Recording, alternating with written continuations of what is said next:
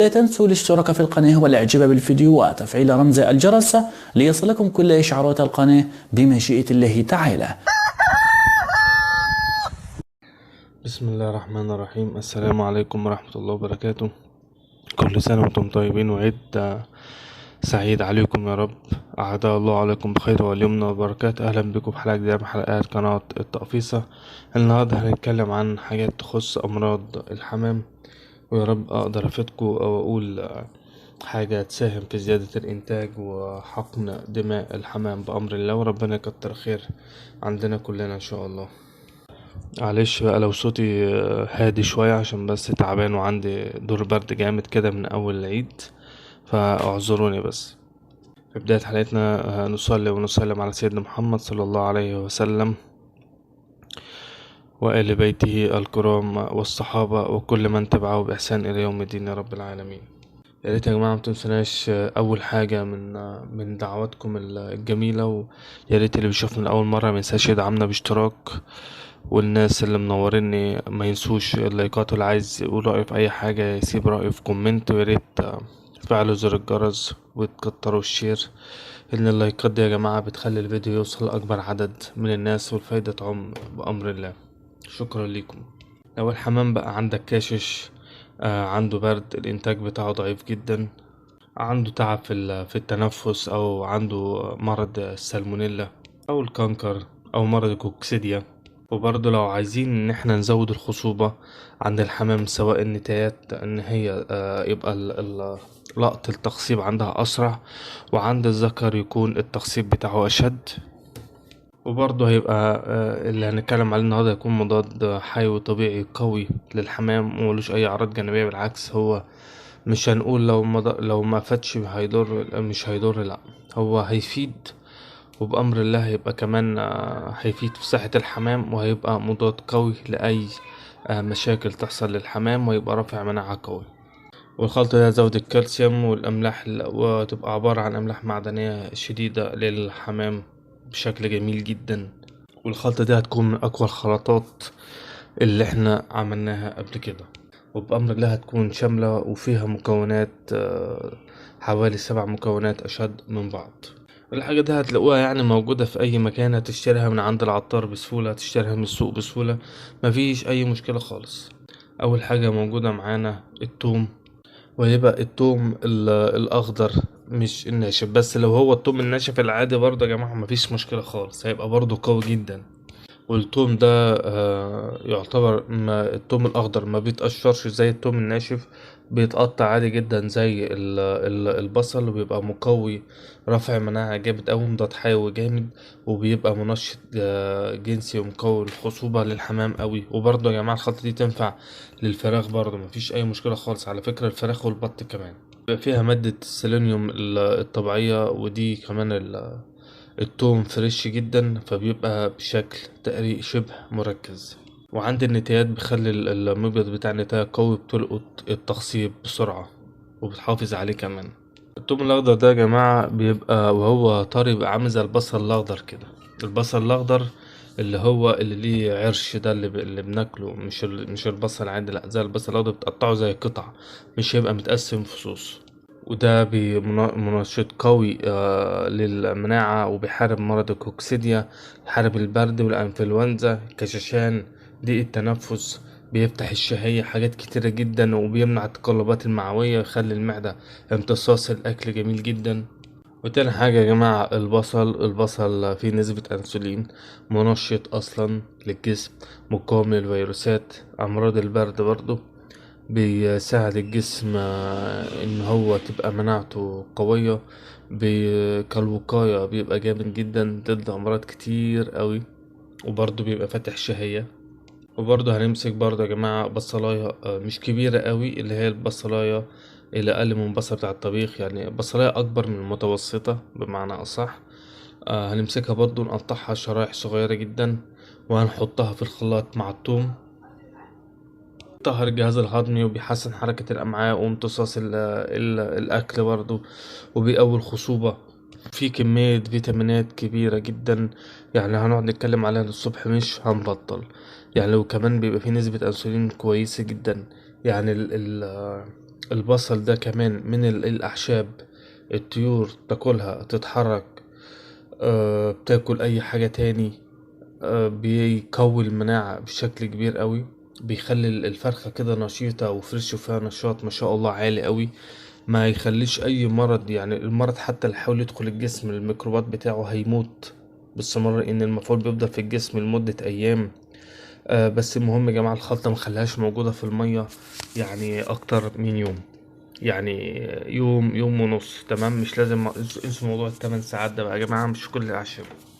لكن انا من رأيي منخليش الخلطة دي موجودة في المية لأكتر من يوم. يعني الافضل ان احنا حتى لو نعملها فريش، لو 3 مرات في الاسبوع او مرتين في الاسبوع حلو قوي، اول اسبوع واخر اسبوع جميل جدا. يعني من الاخر البصل ده بيدي طاقة كبيرة قوي. والخلطات دي يا جماعة لينا احنا، يعني البصل ده، التوم بنحطه على البتنجان مثلا لينا احنا كبني ادمين مع الفول والطعمية. تمام. البصل بناكله فريش مع ليمونة، مع سنة ملح او عليه سنة خل بسيطة، مع سنة بناكله برضو. البصل بينشطنا احنا كبني ادمين، بس لينا احنا كبني ادمين عايز تاكل البصل وتتحرك عشان يفوقك جامد، وبيقاوم البرد بشكل كبير قوي. والبصل يا جماعة برضه بيمنع الموضوع الكساح وهشاشة العظام والكلام اللي احنا كلنا بنعاني منه. الخلطة دي يا جماعة استخدموها لكل أنواع الطيور. يعني يا جماعة من الآخر أنا مستناش الحمام لما يحصل، الحمام أو جميع الطيور يعني لما لا قدر الله يحصل لها حاجة، لأ أنا أعملها كوقاية مرتين في الأسبوع، حتى أول أسبوع بآخره تبقى جميلة جدا. أي عشب أنا شايفه مفيد أحطه، طالما عارف إن هو مفيد أستخدمه حتى لو مرة واحدة في الأسبوع. في حاجات عارف، في حاجات أساسية هنستخدمها تقريبا بشكل شبه يومي، لكن الحاجات الباقية دي اللي هي الوقائية لازم استخدمها في الأسبوع ولو لمرة واحدة. أنا يا جماعة بعد ما أعمل الخلطة بتاعت التوم دي، ممكن إن أنا أحطها في إزازة أحط منها للطيور. تمام. ممكن أحط مثلا على ال4 لتر مية، السقاية ال4 لتر مية كوباية شاي كبيرة. تمام. لو هي الخلطة دي هتعملوها مركزة من غير مية، يبقى نحط 10 سنتي على اللتر، والتفل بتاعها بنصفيه ونحطه لهم على الأكل. طبعا مش لازم أغرق العلفة اللي أنا بحطها لهم أو الكلفة، نسبة بسيطة وأخلي الباقي موجود في سلطانية في التلاجة. عايز أحط ينسون، عايز أحط حلبة، يبقى اخليها ان هي اعملها ايه بعد ما الدور، بعد ما خلطة التوم ال7 أعشاب اللي هنعمله دول ينتهوا، اشيلها من المية واسيب الحمام يرتاح يوم، ابدا احط حلبة لو مرة في الاسبوع، ينسون بالعسل مثلا مرة في الاسبوع، حلبة بالعسل برضو مرة في جنب الحاجات دي يعني، لكن ما كترش منها. والليمون يا جماعة فيه فيتامين سي، بيقوي جدار المعدة، بيمنع أي تلبكات معوية، بيقاوم ميكروبات البرد والإنفلونزا. بالذات يا جماعة أنا عايز أقول على حاجة، الليمون فايدته كبيرة جدا لما يتضرب في الخلاط بقشره، لأن القشرة نفسها عليها كمية فيتامين كبيرة جدا. يعني فأنا شايف خسارة إن هي تضيع، أو إن أنا أعصر الليمونة كده وخلاص وشكرا على كده، لأ. في حال ان انا مثلا بعصر الليمون على اي مشروب سخن يا جماعه، هعصرها واروح رامي القشره جوه المشروب، واروح قافل طبعا الغطا، ايا كان براد بقى حل ايا كان، اقفل عليه لحد ما البخار ينزل جوه الميه تاني عشان ما يطرش ويتبخر. وفتح شاي جامد وبيعالج الاسهال بشكل كبير.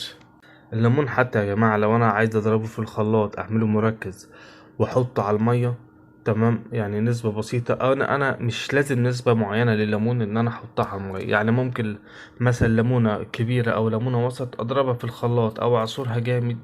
لو عرفت أضربها في الخلاط يبقى أحسن، على لتر مية، وأضرب مع الليمونة وأروح حاطه زي ما هو كده للحمام للفراخ للبط لأي حاجة، بيبقى جميل جدا جدا. لو عملتها مرة واحدة في اليوم بتبقى حلوة قوي. يعني الليمون ده مش لازم ان انا استنى اعمله يوم ويوم او لا، انا اعمله كل يوم حتى الليمون مش هيعمل اي مشكلة خالص. وبرضه يا جماعة لما نيجي احنا دلوقتي يعني ايه، عملنا التوم الاخضر، لو مفيش توم اخضر ممكن نجيب التوم التاني نقشره ونحطه في الخلاط برضه هيبقى جميل جدا جدا جدا. مش لازم برضه، مش حجر يعني، هو التوم الاخضر. البصل هنقطعه ونحطه في الخلاط، تمام، عشان برضو ما نتعبش الخلاط وما نهلكش الخلاط، نقطعه حتت وعشان يدوب اكتر في قلب الخلطة وما ياخدش وقت في الخلاط. الليمون عايز اقطعه قطع، عايز اقسمه نصين، عايز اقطعه 4 تربع زي ما انا عايز، وارميه برضو في الخلاط، بس اغسله عشان القشرة بتاعته ما يبقاش عليها اي ميكروبات من الجو. كده يا جماعة احنا عملنا التوم، عملنا البصل، عملنا الليمون. الشبت بقى يا جماعة جه دور الشبت. اصلا يا جماعة الشبت ده احنا لينا كبني ادمين مفيد جدا جدا. من اهم فوائده ان هو بيقولوا عليه العطارين او دكاترة الاعشاب ده اللهم مكنسة المعدة او المقشة. سوري، يعني المقشة بتاعت المعدة. ليه؟ لان هو بيكنس كل الميكروبات اللي موجودة، الفضلات، الشوائب اللي في المعدة، الحاجات الكريهة اللي بتبقى موجودة في المعدة، وبينزلها في هيئة فضلات، وبينظف المعدة تمام، بيكنس يعني بيكنس كنز. والشبت برضه يا جماعة من ضمن الأعشاب اللي بتقاوم هشاشة العظام، بيقوي العظام وبيقوي الجهاز التنفسي، وبرضه يا جماعة بيرفع المناعة وبيرصد الغازات. ده موضوع طرد الغازات ده متعلق لما قلتلكوا ايه، ان هو عامل زي المقشة او مكنسة المعدة، ان هو بيلم وبيكنس كل الفضلات وبينزلها في الحمام بتاع الطيور. وتخيلوا بقى ان هو كمان، يعني قلنا الثوم بيزود الخصوبة، البصل، الليمون بيعمل فيتامين سي ورافع مناعة قوي، بيقاوم ميكروبات البرد وبيفتح شهية، وبيعمل حاجات كتيرة جدا كويسة، وبيحسن الجهاز التنفسي ورافع مناعة الليمون يعني، وبيدي نشاط وطاقة وبيحسن الحالة المزاجية كمان للطيور. الشبت نفس الموضوع برضه يا جماعة، مقاوم للخصوبة للذكور وللإناث، وليه فوائد كتيرة جدا جدا. يعني اللي مهتم ان هو يعرفها يا جماعة يقولها لي انا، بس عشان وقت الحلقة عشان ما اطولش عليكم، فهنقعد نتكلم عن الاعشاب دي كلها مش هيكفينا اصلا ساعة وممكن اكتر كمان، فانا مش عايز ازهقكم بجد. فاللي عايز يعرف اي حاجة ويستفسر عن اي حاجة انا تحت امركم، يسيب رأيه في كومنت. والحاجة بقى الكبيرة، الكنز الأصفر من ضمن كنوز الأعشاب، الحاجة المهمة اللي متوفرة رغم ان هي غالية جدا وفوائدها كبيرة وجامة جدا جدا، الكركم يا جماعة. والكركم بيعالج الالتهابات ومرض الكانكر في 3 أيام تقريبا، ومقاوم للبكتيريا ورافع مناعة، وبيمنع التلبكات المعوية، وبيفتح الشهية، وبيحسن معدل الهضم، وبيقاوم الفيروسات بتاعة البرد، ورافع مناعة، مقوي للعظام، بينشط الكبد وبينشط الكلى، وطارد للسموم. زي ما قلت لكم بخصوص تقوية العظام ومنع شش العظام، هو بيعالج المفاصل يا جماعة بشكل كبير قوي، وملوش أي آثار جانبية. ومش هقول لكم لو ما نفعش لو مش هيضر، قصدي لو ما نفعش مش هيضر، لا هو هينفع بأمر الله ومش هيضر. لا أنا ما ينفعش يوم يعدي إلا واستخدمه حتى على اللهم صل على سيدنا محمد، على العلف. تمام، إذا ما كنتش أحطه في مشروب يبقى أحطه على العلف بشكل كبير، يعني بشكل كويس جدا. حوالي معلقة صغيرة على كيلو كلفة للحمام، أو كيلو أو بخصوص الطيور أيا كانت هي العلف بتاعها، احط عليه معلقة صغيرة برضو. هنحط معلقة صغيرة على الخلطة دي، مش عايزين نزود اكتر من كده، ان الشيء إن زاد عن حد انقلب الى ضده. والخل بقى يا جماعة، الخل وما ادراك ما الخل. والخل يا جماعة اكيد انتوا عارفين، مطارد للسموم، قوي، رافع مناعة، مقوي للعظام، مقوي للخصوبة. نحط منه على الخلطة دي نص كوباية شاي صغيرة، هي بتاعت الادوار دي يا جماعة، الشاي الصغير، او نص كوباية شاي كبيرة. والأفضل لو احنا خليناه كمان ربع كوباية كبيرة. والملح يا جماعة بيزود البيض، بيقوي قشرة البيض عند الطيور كلها مش بس عند الحمام. الملح بيمنع ان الزغاليل ان الحمام يفترس الزغاليل، تمام، او ان هو يخش يكسر الحمام، او يخش سوري يكسر البيض او ياكل البيض. نفس الموضوع برضه يا جماعة للبط وللفراخ وللطيور كلها. وبرضه يا جماعة أي استفسار أنا تحت أمركم. الملح فوائده كبيرة أوي. نحط معلقة ملح مع الخلطة دي، معلقة صغيرة. الخلطة دي هنحط عليها حوالي لتر إلا ربع مية أو نص لتر مية. يعني ايه، نخلي الخلطة تدور في الخلاط بشكل كويس، يعني نحسن دورة الخلاط على أساس إن هي ما يحصلش أي عوائق، يعني عشان الخلطة تدوب أوي. وبعد كده طبعا هنضرب بقى الخلطة دي كلها في الخلاط، وعايزين نتأكد ان هي الخلطة كلها اتضربت كويس جدا في الخلاط، عشان الفوائد كلها تندمج مع بعض بشكل كويس قوي. وانا بصفيها ما يكونش في حاجة لسه ما خدتش وقتها في الخلاط، وتبقى الخلطة كاملة متكاملة وأمر الله. بعدين هنصفي وناخد التفل برضه هنستخدمه. الخلطة دي بس يا جماعة للحمام لا قدر الله التعبان، والحمام السليم، حتى في الفراخ، في البط، في كل أنواع الطيور نفس الحكاية. هيعالج بأمر الله التعبان إن شاء الله، إن شاء الله بأمر الله، وهيقاوم الأمراض، وهيرفع المناعة بالنسبة للسليم، وهيبقى نوع يعني يبقى خلطة وقائية بشكل كبير قوي. ولو عندنا يا جماعة أي حمام تعبان أعزله لوحده عشان ما يعديش السليم. بعد بقى ما أحط الخلطة مثلا في المصفى، وتحتها طبعا حلة أو تحتها أي حاجة بصب فيها، بمسك معلقة وأقعد أضغط على التفل اللي في المصفى عشان ينزل العصارة بتاعته واستفاد بيها بشكل كبير قوي. ويا جماعة بيبقى في حاجة كده صغيرة زي خرطوم صغير، يعني دي بتركب في الحقنة عشان ادخلها جوه زور الزغلول تماما، عشان يشربها وما يرجعهاش تاني. يعني لو يعني بتبقى حاجة كده زي الأنبول، فاهمني؟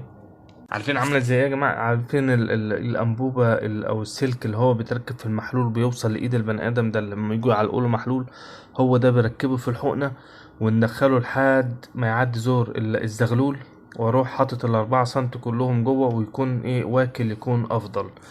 في بأمر الله يكون كارف يعني الحمام، واحطها له عشان توصل جوه معدته وما يردهاش تاني بره. واهم حاجه وانا بديله الجرعه دي احط ايدي على مناخيره عشان الخلطه مفيش رذاذ منها لاي سبب كان، مفيش سبيل خطأ ان هي تيجي في مناخيره عشان ما تاذيهوش وتتعبه. طيب انا دلوقتي يا جماعه دي طريقه، والطريقه التانية اللي بشرب بيها الطريقه العمليه الاساسيه، ان انا احط الميه عادي زي ما نحطها للفراخ كده. هو الحمام هنحط السقايه، مش لازم سقايه، نص جيركن او حله ايا كان الحمام بيشرب فيها. طب انا حطيت الميه، لو احط من الخلطه يا جماعه لما الاقي الميه اتلونت وشكلها اتغير خالص، مش لازم بمقدار ايه، لا، المهم عندي ان الميه تتلون تماما، لونها ما يبقاش ابيض صافي خالص، لا، لونها يبقى اصفر بلون الخلطه تماما، واسيب الحمام يشرب براحته. ممكن اعمل الطريقه دي واعمل الطريقه التانية هي بالحقنه اللي قلتلكوا عليها للزغاليل، يشربها تدخل جوه معدته تماما، وان شاء الله بالشفاء. واي حد عايز يستفسر عن اي حاجه تحت امركم. طيب دلوقتي الخلطه دي انا هعملها مره واحده في اليوم. طب اتفضل معايا، اكيد هتفضل شويه ميه، هتفضل تفل اللي هو بتاع الخلطه، يعني العصاره بتاعه الخلطه دي اللي انا بتاعه التصفيه، هحطهم في التلاجة، واحط من التفل بتاع الخلطة شوية كده على الأكل يفتح شهية الطيور، ولما يشموا الأكل يبقى ريحته جميلة جدا، وهو عليه الخلطة فياكلوها برضو ايه، يقدروا ان هو ياكلوا بشكل جميل جدا، مش بس يشربوا في المية. هحط طبعا المية دي بتاعة الخلطة الباقية احطها في ازازة، احطها لهم تاني يوم بنفس الطريقة، او الطفل احطه في التلاجة بنفس الطريقة، اقدمه ليهم لتاني يوم بأمر الله.